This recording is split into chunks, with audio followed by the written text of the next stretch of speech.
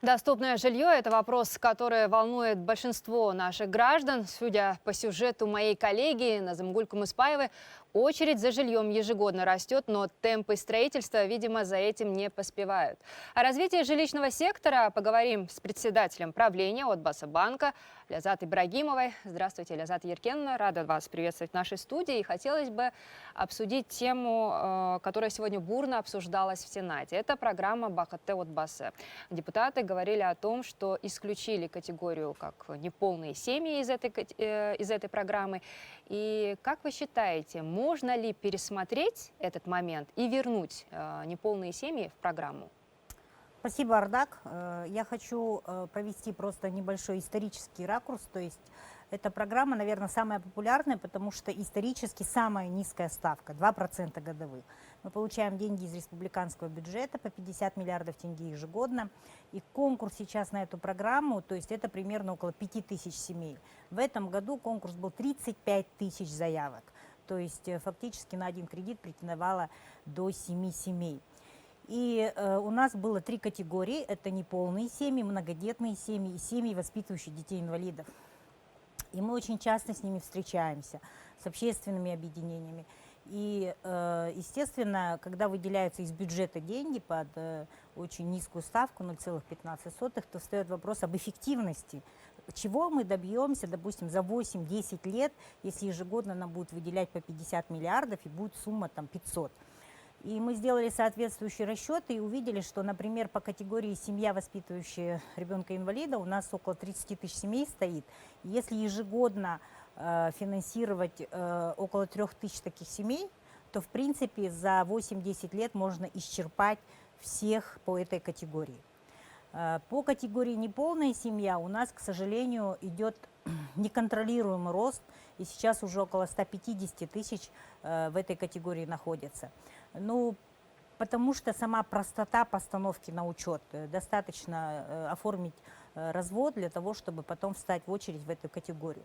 Конечно, мы делаем еще оценку доходов этой семьи. Если, допустим, это сотрудник там квазигосударственной организации с высоким доходом, то в эту категорию она изначально не сможет встать, потому что там нужен 3,1 прожиточного минимума, чтобы даже в очередь через ЕГОВ, когда подается заявление, это все перепроверяется. Но было принято решение, что для того, чтобы добиться понятного результата, который мы сможем объяснить обществу, что вот мы 8 лет использовали эту программу и смогли, то сконцентрироваться именно на тех 4 группах самых, которые нуждаются больше всего в поддержке. Это многодетные семьи, это семьи, воспитывающие детей с ограниченными возможностями. И 2 категории включили, значит, это дети-сироты и инвалиды 1-2 группы. Наверное, никто не будет в обществе спорить, что именно эти 2 категории тоже нуждаются в большей поддержке. По категории неполная семья, их мы будем активно привлекать в нашу программу под 5% годовых шанрак. И также сегодня на правительственном часе, вот мы сами проанализировав, можем сказать, что неполная семья, неполной семье рознь. Это бывает иногда, ну, такой как бы путь матери-одиночки может выбрать какая-то самостоятельная, самодостаточная женщина с хорошим доходом. Иногда это может быть какая-то несчастливая история, когда супруг уходит и остается мать-одиночка, которая сама воспитывает 3-4 детей. И, соответственно, мы предложили включить эту категорию в новый инструмент, который в этом году стартовал, это субсидирование арендных платежей.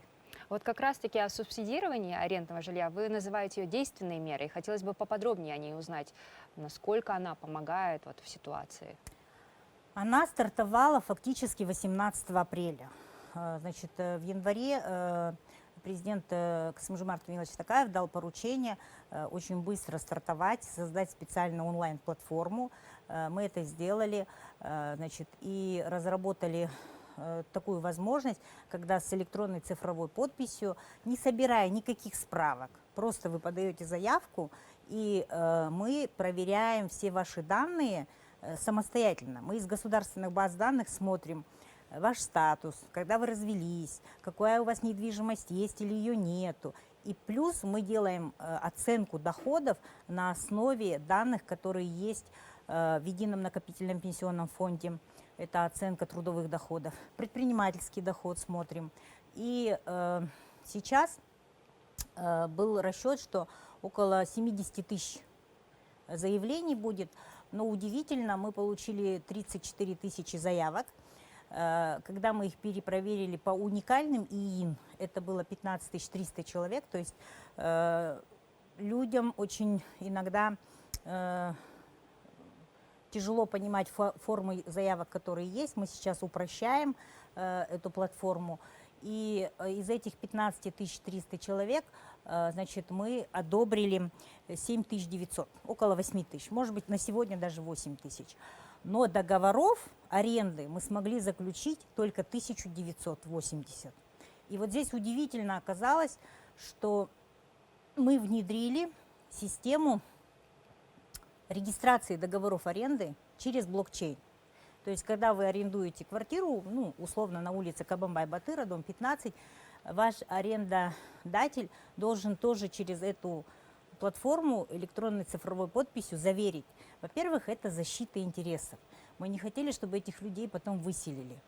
То есть там по договору аренды, который уже официально зарегистрирован, арендодатель не имеет права просто так прийти и сказать: освободите квартиру. Он должен за определенный срок сообщить. Другая сторона, тот, кто снимает, должны согласиться.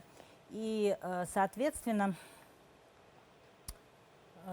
мы сделали вывод, что этот рынок очень серый, и нужно прикладывать очень много усилий для того, чтобы те люди, которые сдают нашим же соотечественникам, нашим же казахстанцам свои вторые, третьи квартиры, создавать механизмы и стимулировать их, регистрировать эти договоры аренды и все отношения, которые есть между арендодателем и арендатором, переводить вот в такой цивилизованный путь. Будем дальше работать. Сегодня мы сделали несколько предложений. Значит, первое, мы предложили, как раз, как я сказала, ту категорию, которая исключена с Бахаты-Отбасы, включить в субсидирование. Почему? Потому что мы там проверяем показатель, он называется доход на одного члена семьи. Он должен быть ниже одного прожиточного минимума. То есть если эта женщина работает одна, но у нее там 2-3 детей, мы будем это делить на всех членов семьи, и, соответственно, она сможет пройти по этой программе. Второе, мы предложили, и сейчас отрабатываем с министерством, они нас поддерживают в этом, исключить из расчета доходов разного рода социальные выплаты и пенсии, которые они получают из бюджета.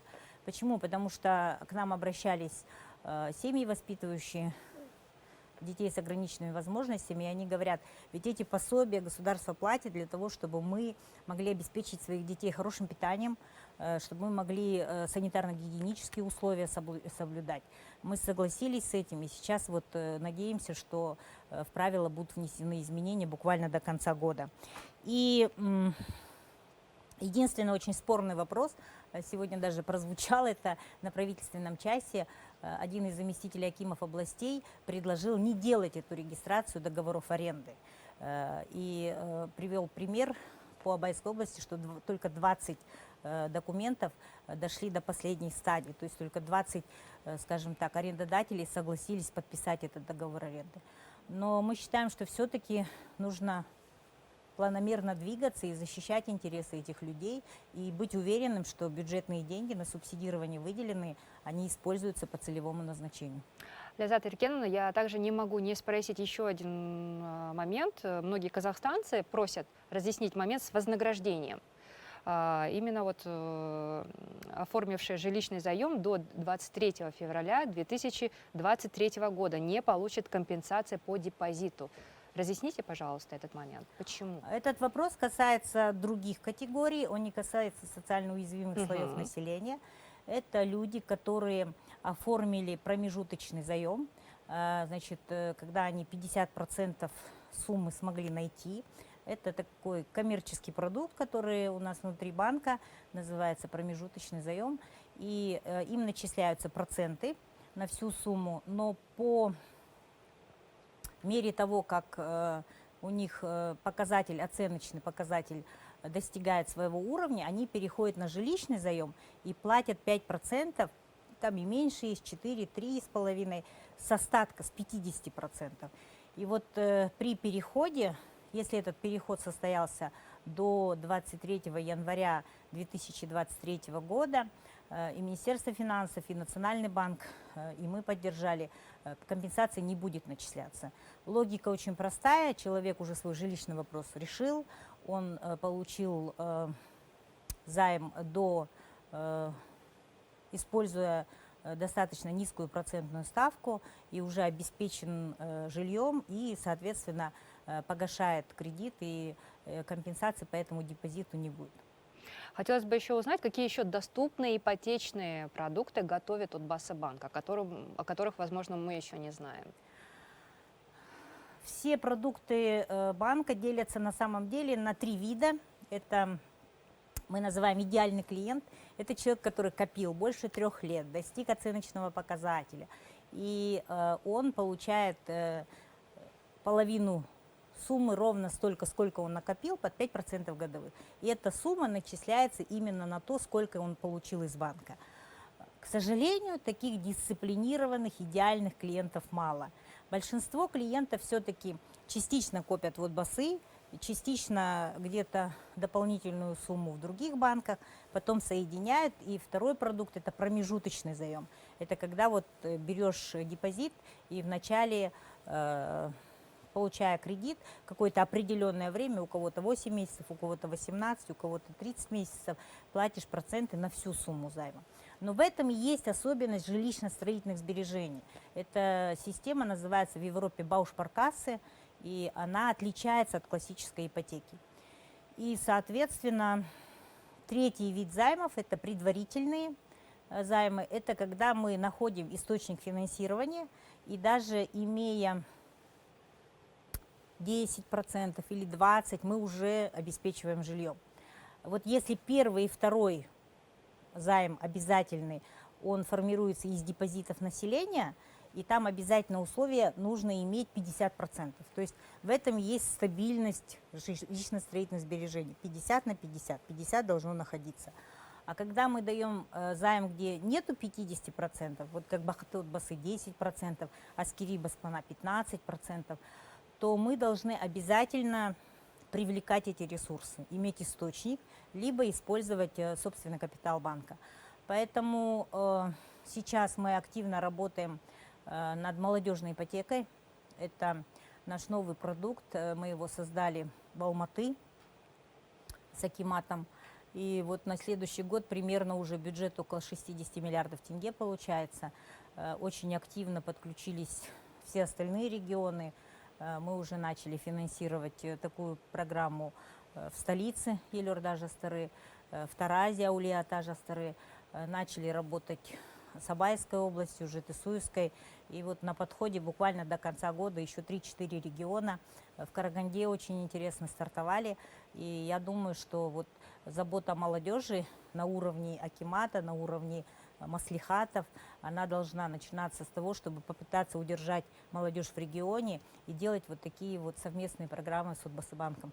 Ляззат Еркеновна, я вас благодарю за то, что вы пришли к нам в нашу студию и подробно ответили на все наши вопросы.